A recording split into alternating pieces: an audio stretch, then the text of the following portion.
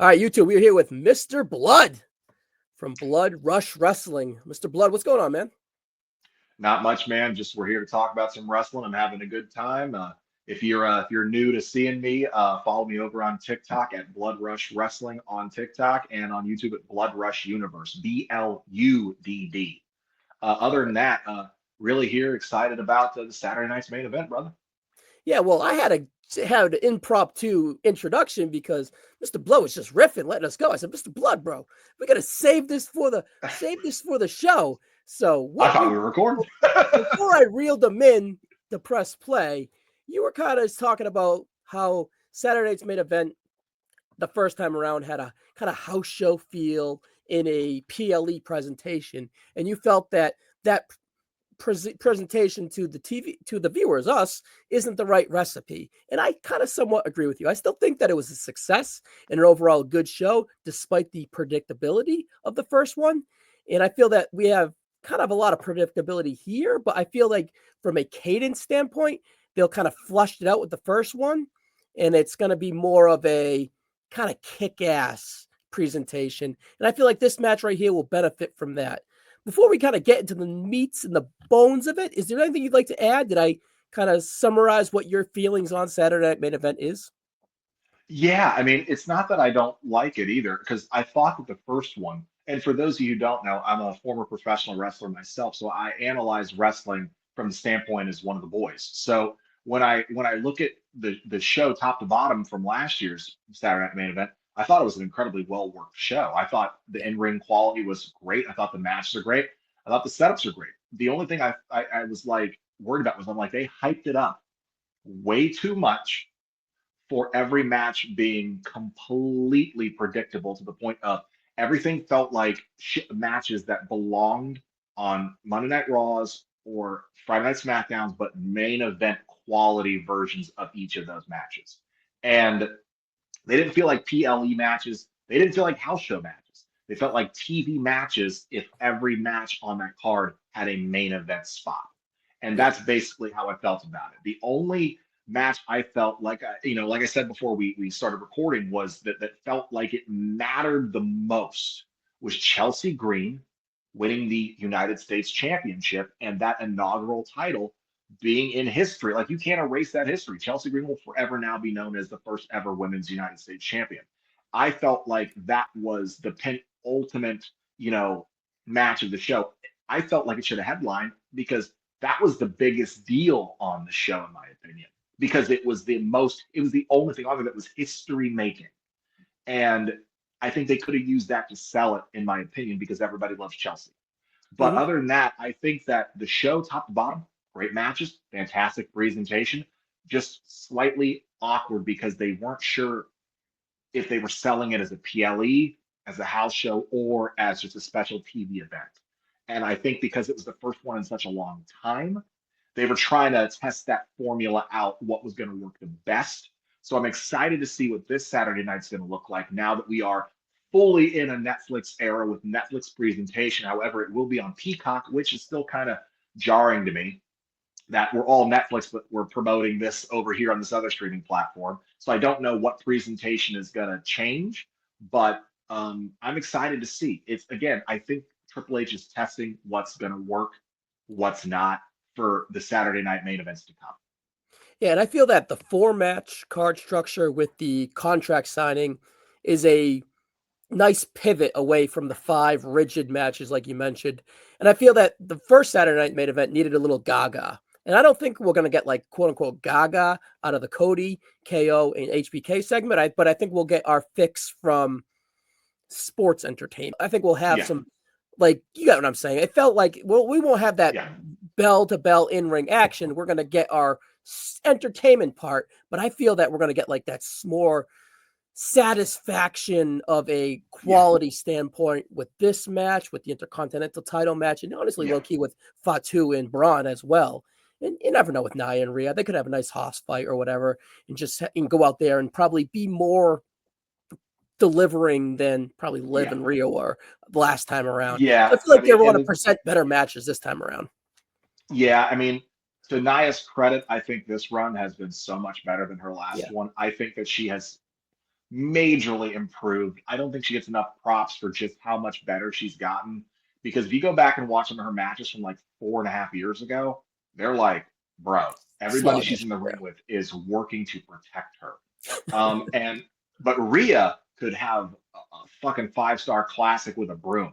Okay, Yeah. so when you put the elements together, you're working strength versus strength. There is no underdog in this because Rhea is so powerful in her own right.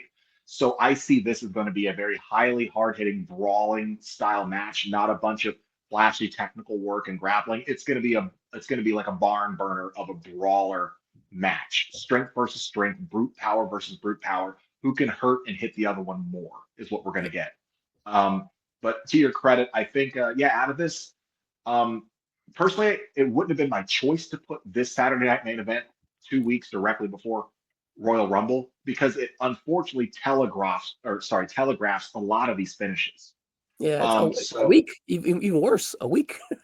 Yeah. yeah. So, oh, is it a week after? Yeah. Oh, yeah, it is. Yeah. So it's kind of weird, and I hope that when they do these Saturday Night main events, they don't wind up creating a fatigue, because I feel like it also can teeter on that line of you got 2.5 3 hours of Raw, you got hour and a half 2 hours NXT, then you're A gonna lot of have investment. your speed online, you're gonna have 2 hours of SmackDown, and then hey, this week we're also gonna have a 3 hour house show style PLE, and then next week we've got a 3.5 to 4.5 hour pay per view. It's a lot of Like investment. it's a So lot of much, so stuff. much, So so much bandwidth we have as fans. yeah, if they spread it out, I think these Saturday Night main events are going to be really great spectacles to give you extra content.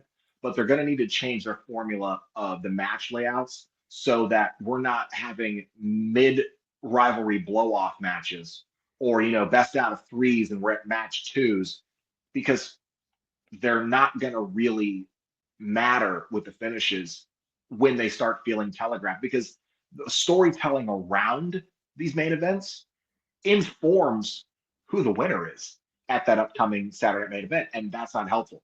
Does anybody here truly believe that Gunther is losing a world heavyweight championship to Jey Uso on a Saturday night main event 1 week before a major Big Four PLE? Where No. Jey Uso is announced for that Royal Rumble match. Exactly. Yeah.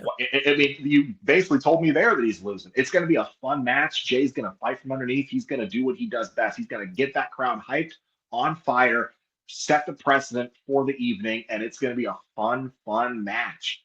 Yeah. And it should go on first because if you want the audience to really get hyped for the rest of the evening, get their blood flowing, Gunther should come out first, and then Jay should follow, do the yeets, get everybody on fire, hyped up, do his great yeet spots in the ring, his spear, the classics, fight hard from underneath as the underdog against Gunther to get the crowd's blood pumping, and then send them on their way. That should be match one, in my opinion. See, not to play like I would go IC, but I understand your sentiment too, as having this be first. I'm not against it. You can kind of convince me. I just don't know what would close. Actually, you can close with KO and Cody. Yeah, I mean, We're fine with that. So actually, you're kind of generally, talking with yeah, me. Yeah, yeah. You've talked yeah. me into it. I'm off of the IC. You can open with Well, this. well, generally the rule of thumb Yeah, is that you either want to be first or last when it yeah, comes to televised professional wrestling. All the guys will tell you, you want to be first or last. A lot of people don't know this, and this is a real fact. This isn't conjecture. In Roman Reigns' new contract, in his last one when he signed when he came back in 2020, and I think he's still on the same contract, but because usually they do like a 5-year deal, he might actually have to renew it this year. But um, in his contract, it's stipulated he only works first match or last match. Have you noticed that in all of his oh matches, yeah, he's either opening or he's closing? He don't do in the middle. He's always in the first hour and a half of the show, or the first hour of every show, or the last hour of every show. Because he yeah. knows you'll remember how it started and you'll remember how it finished. And I that's think that's smart. It's smart. they stole that Contractual playbook. booking. They stole that playbook from Brock Lesnar. I wonder where we got that one from. But hey, Brock, smart businessman. So it's one of those things where this match, I think I am excited for it because even though I know who's going to win, I'm excited because Gunther is this insanely talented throwback brawler technician. Oh yeah, I love watching him work in the ring. I I hang love his on every pacing. move he does. Jay, a lot of you may not know this if you're hearing it, not seeing it. I'm Polynesian. Jay is Samoan. I'm Maori. So, and so he's my people. He's of my cousin blood essentially. And when I see him, all I can do is root for Anawahi, Maivia, and Fatu. That's who I am. I'm supporting, our bloodlines. I believe in Jay. I believe in everything he's done. I love how great he's gotten. I love that he set himself apart. I love that he became a main eventer, even in name. He may not be winning the massive championships, but he is main event level caliber superstar. I mean, you can't deny his character has gotten over the point where he is one of the top 3 to 5 most popular acts in the company. And that is because of his charisma, his charm, his hard work. Gunther called him last week, you were a very talented tag team wrestler. And that is true. But here's the thing. Wrestling is not the most important part about wrestling. And that's what a lot of people forget and miss. It is not all about the moves. It's about the storytelling that informs the match. It's about the connection with the audience and fans, like you said, that informs the story that then informs the drama of the match for you to tell a story within the match. So he doesn't need this crazy, outlandish moveset. He's fantastic on the mic. He gets into it. The audience is behind him. They love him. They support him, and he's over as fuck. And on top of that, he can sell. So when he's in the ring, the man makes you believe he's in trouble. The man makes you believe he's in pain. He makes you believe he is fired up. And Gunther does not get enough credit for his selling to that point either. Gunther, fantastic seller in the ring. Selling isn't just about the, oh God. Selling is about the little moments in between the selling. Stay down a little longer. Make sure people know that, hey, remember, he's been working your arm the whole match. Every move you do after you do it, rotate that arm, that shoulder. Try to loosen up the wrist. Bang it on the ring post, trying to get blood back into it. Give the commentator something to sell while you're selling. And these two together, they're masterful storytellers. They've had excellent matches in the last year. Yeah, I have loved every time they've been in the ring together. And here's the thing about Gunther, too. People go, oh, he can't talk. He's a great wrestler, great worker, but he can't talk. Can talk, man. It depends. Sometimes he gets a little tripped up, and that's fair. But when he's heavily scripted, that's where he has the problem. I was just going to bring that up. Go out there and feel it. Yep. Yeah, he's great. Because, I mean, he fucking kind of tore Jay some new ones last week. And he tore him some real good ones this week. Hell, his program with Damian Priest, he showed us, hey, he can go there. And he makes it sound legitimate because he is such a legitimate style act. When he tells you, you are a sports entertainer, I'm a professional wrestler, you're going, ooh, I know that hurt. Because Jay's not doing what Gunther does in the ring. Nope. But Gunther can't do what Jay does in the ring either. So it's a nice back and forth. This match is telegraphed. We all know who's winning. And Jay's probably going to be in the final 6 to final 4 of the Royal Rumble. Gunther doesn't have to be there. And he's probably not defending at the pay-per-view. But it's going to be a fun match with a predictable outcome. But I'm going to be there for the storytelling in between. Now, do you think the structure of a TV, let's call it 2, maximum 3 segment match with entrances, do you think that structure helps Jey Uso with Gunther having the breaks in between? The commercial breaks in between. For the presentation to the viewers at home, do you think the commercial breaks in between, calling it 2 or 3 segments, helps Jey Uso here? Do you mean like match structure from entrances being a segment, or ring of a match being a segment? Okay, so it's kind of weird, and I don't know how many people have been having this issue. So when I've streamed the show on Mondays on Raw on Netflix, I don't get commercials. And I don't know why. You got that Polynesian money, man. You must be paying $24.99. I am. Here's the weird thing though. When I click on it, it says this live event comes with ads, and I only see promo packages for WWE, and it's always one straight back to the action, or I'm in the middle of a match, and when it blacks out, fades out to go to a break, it comes straight back in a second. What do you get, the 1 second gap, like the silence? Yeah, Yeah, it's the best way to watch Raw. And Yeah, I'm I just gotta like, get on oh, that. I yeah, think I this is have the awesome. $16 tier, whatever it was. I can afford it. I'm gonna pony up and get the get the commercial free. I'll be I all can right. tell you this. I don't remember signing up for $24 a month, but I think they upgraded me without telling me. But I will tell you this. I I ain't gonna think the tell him if you ain't structure. gonna tell him. Well, so as far as the structure goes with the pace, Jay has got incredible stamina. Mhm. Gunther has incredible stamina. I think Gunther has less stamina than Jay. So I think when it comes to how the match structure is presented, Jay's going to wind himself a little bit, get hyped up, get that adrenaline burst because he always does in his entrance. That's going to help him in the opening. Gunther walks to the ring, does his leisure. He's saving and conserving his energy. Gunther, however, knows how to slow the match down. That's the best thing about Gunther's style. Jay's style is very quick, very fast, very explosive.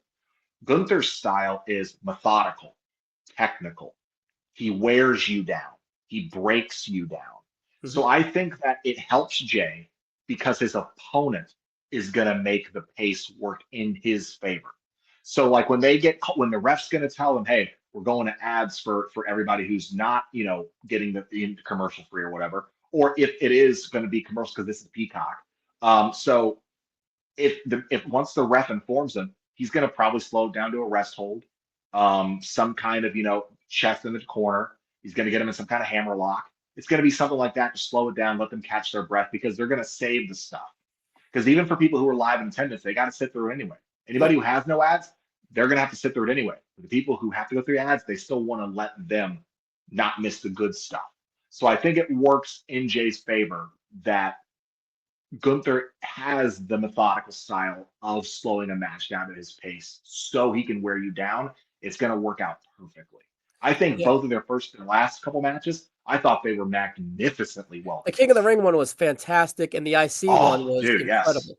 Yeah. Yes, absolutely. And the funny thing is, I didn't think they were going to have a good match the first time around, and then I was pleasantly surprised, and it actually made me want more, which is the success marker of a match. I want to see this again.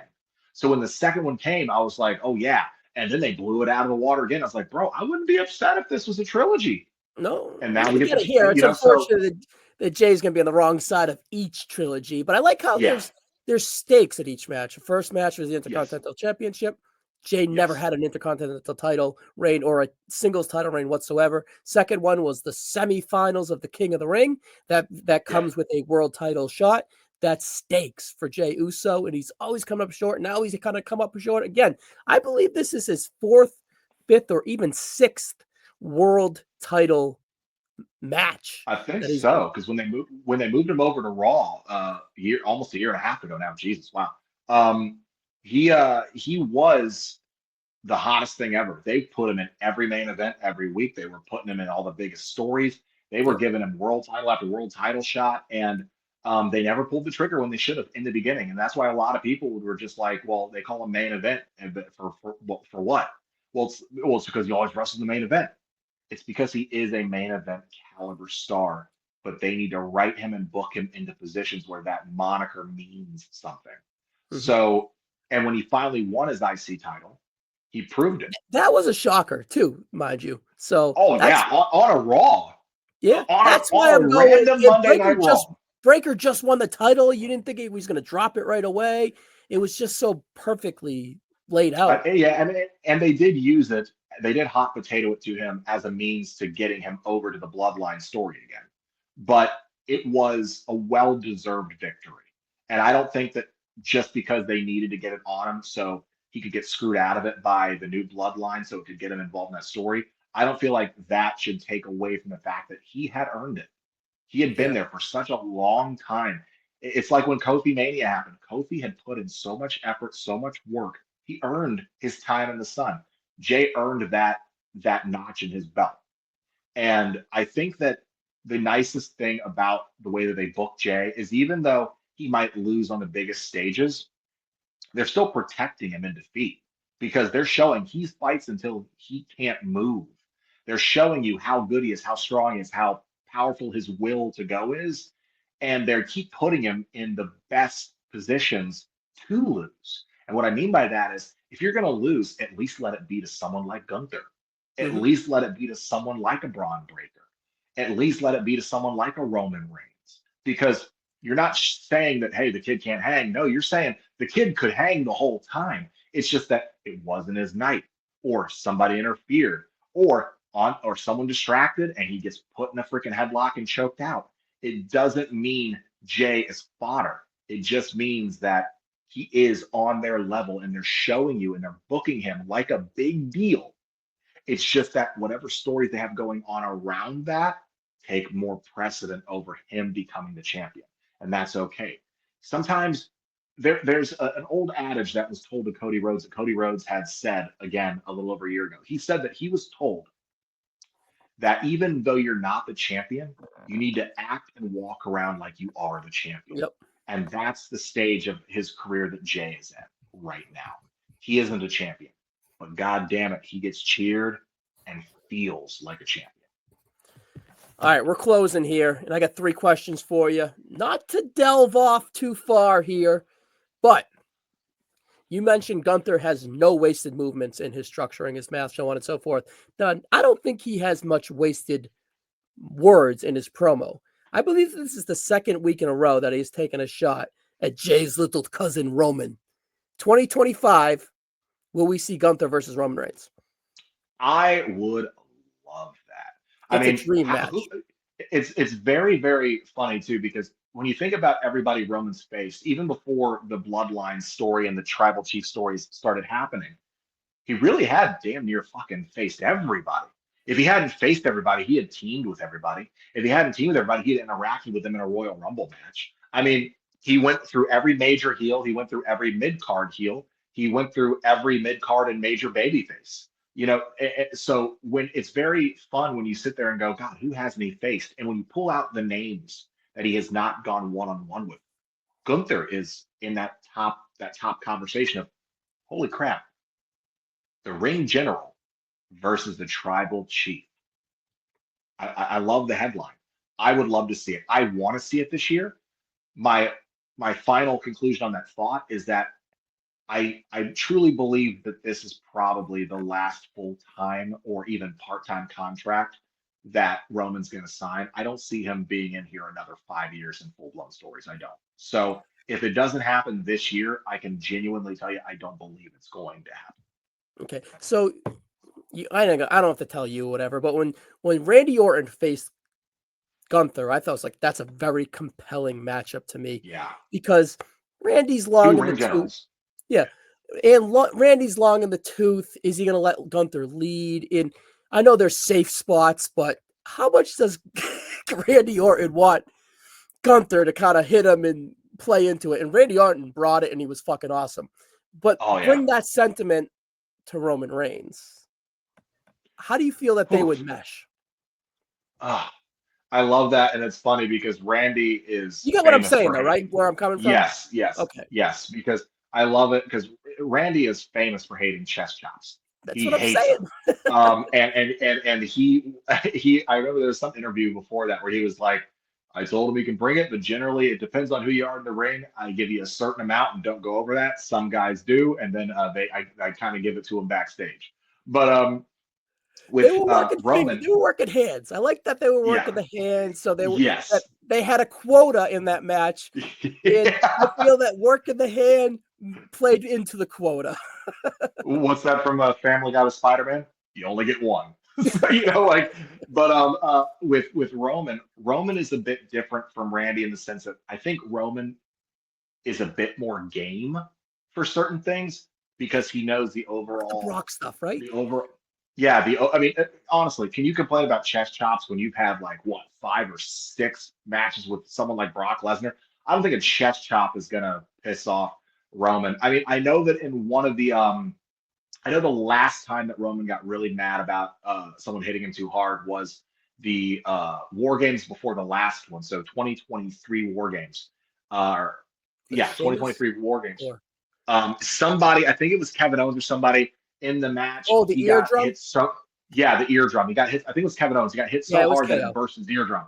And that made him furious. Yeah. But Roman's kind of one of those guys that he's a superstar, but he's one of the boys. And if he thinks that you laying it in is going to put that match over the top, that's what he's there for.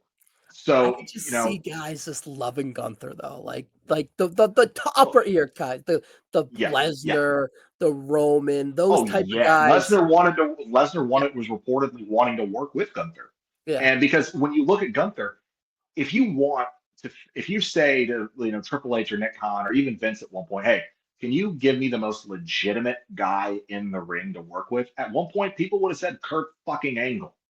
So when you're talking about today's most legitimate, most fucking just pound for pound best technical wrestler in that company, it's Gunther. If I got a match with Gunther, if I got booked in a match with Gunther, me personally, I'm telling you, dude, make it look brutal. And I will He's got no sell problem for with you. that. And I would tell him, I will sell my heart out for you. I Less would is tell so him. much more with him, and it means Yeah, so it much. is. I mean, who would have thought? I mean, I've never feared getting chest chopped by anybody since I saw Big Show do it to people. And I thought, oh God. But and thank God, Big Show would hit a guy once. you know, Imagine if he chest chopped you like Gunther does. I'd be like, I ain't working with him. Hell no, I ain't working with him. Well, I hope it happens in 2025. Let's use 2025 for my second question to you. Jey Uso, world champ, WWE or world heavyweight in 2025? I love that question. Oh God. It's hard because So, I'm giving uh, you restrictions. because I was talking about this on Snug's after. I don't know if you know Snug Wrestling, right? Oh yeah, Um, big I fan of was the new show. talking to, I was talking on the after show last night on the TikTok live, and I told him genuinely, this is how I think the championships are going this year. Gunther's losing that title at Elimination Chamber, in my opinion, so that they can have either Seth or Punk win it, so they can have the match at Mania that they were supposed to have last year. I think that's going to be their trilogy ender is Mania for the World Heavyweight Championship because that was supposed to be the plan last year before Punk got injured and Seth had blown his knee out anyway. And I believe that as far as the WWE Championship is concerned, Cody retains at the Royal Rumble. Sammy does not help Kevin. Sammy accidentally eliminates Seth in the Rumble. So then Drew, Seth, and Kevin team up, and Seth turns heel because the report was that those three were supposed to be joining a group together. Their NWO group, yeah. Yep, and that's gonna lead to whatever chaos around that title at Elimination Chamber. Cody goes against John Cena at WrestleMania because the report is that is the match at Mania is Cena versus Cody Rhodes. Cena loses. Cody's going to lose that to him later in the year, probably in John's second or last match of the year. So he can break the record and then he's going to vacate the title. Or if he loses it in his second to last match, his last match will be losing it back to Cody and Cody will retire him. So I do not think that those titles are touching Jey this year. I don't think they're touching anybody outside of those men I mentioned. I think it's either going to be Seth. I think the champions are simple. It's going to be champions this year are Gunther, Seth, or Punk, or Cody and Cena. No one else is touching those titles this year.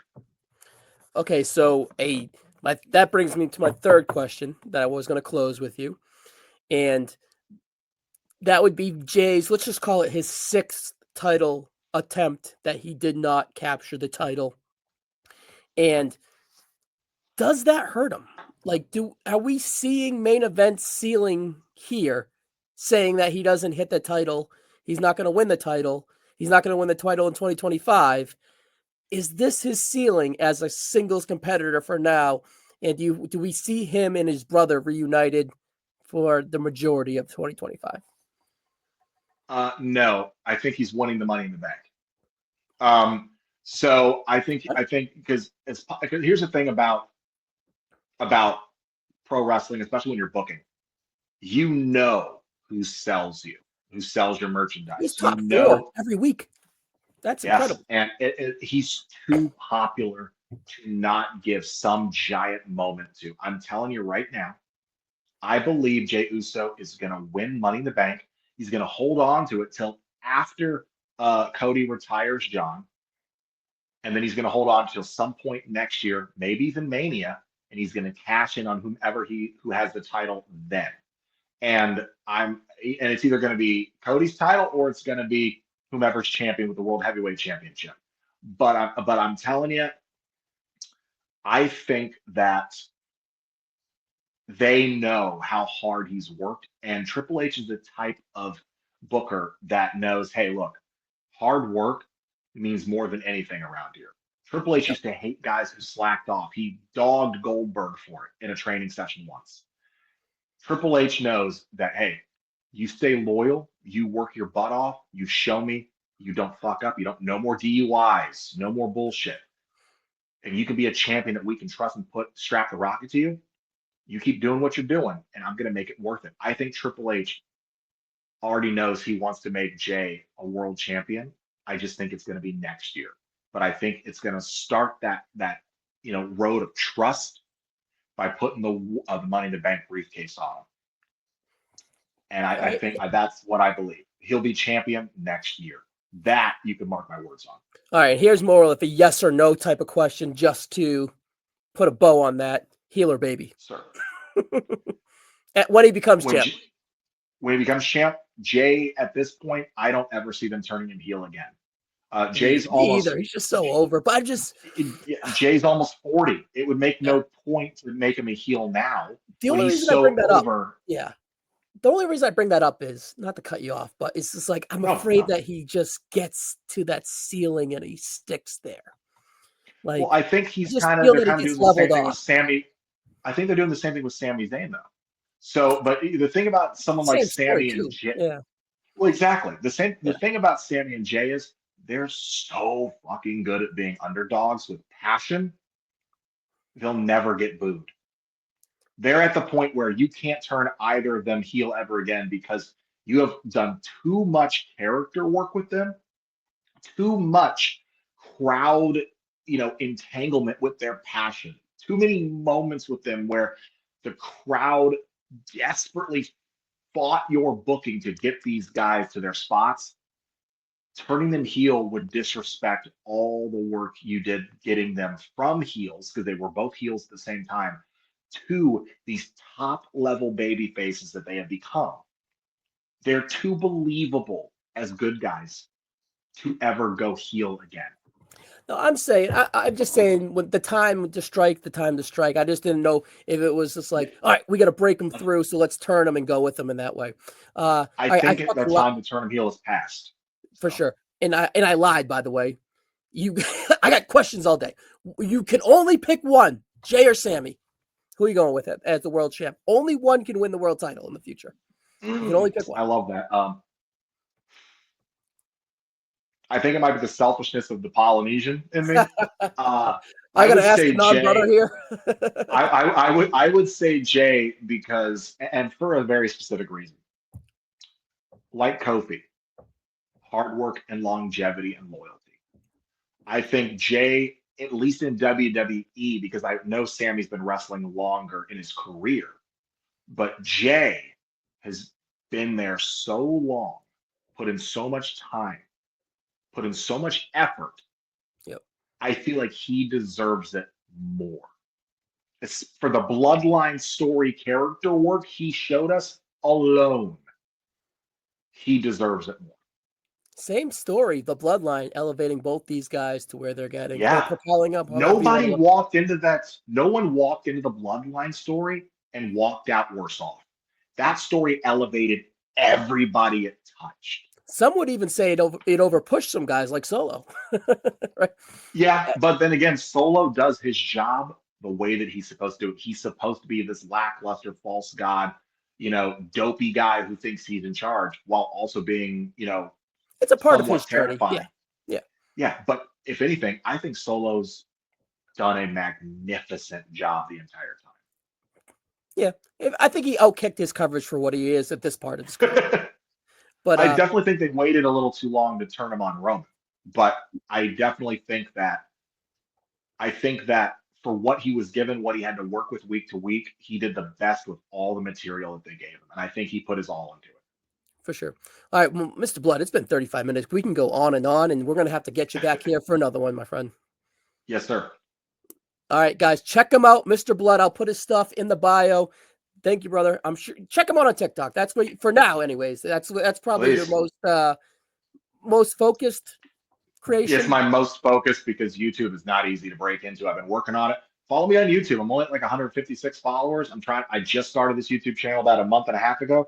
I don't just do pro wrestling stuff too. I do really funny skits, political conversation, and voice acting. So I got something for everybody. If you like to laugh, you like wrestling, you like provocative or thought-provoking conversation, I'm your guy. Come follow me. Please get me to the point where my channel on YouTube will matter. So All right, guys, check him out. He's got the no-so rub, so whatever that means, so hopefully it helps you out. So check him out, guys, and appreciate it. we'll see you on the next one, Mr. Bludd. Been a lot of fun. Thank you.